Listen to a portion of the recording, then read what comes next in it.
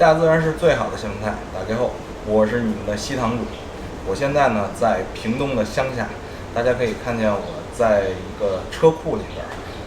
天气非常热，今天呢我就不跟大家叨叨叨了，我们就来一起安静的感受一下一位台湾爱车男人的浪漫车库。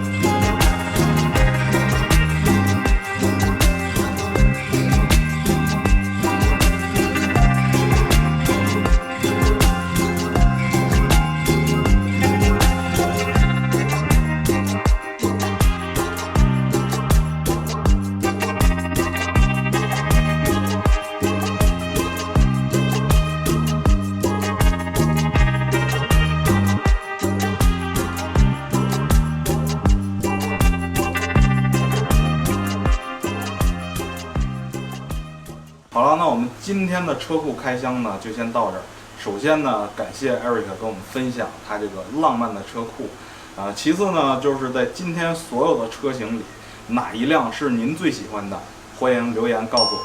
那我们今天就这样，下期见，拜拜。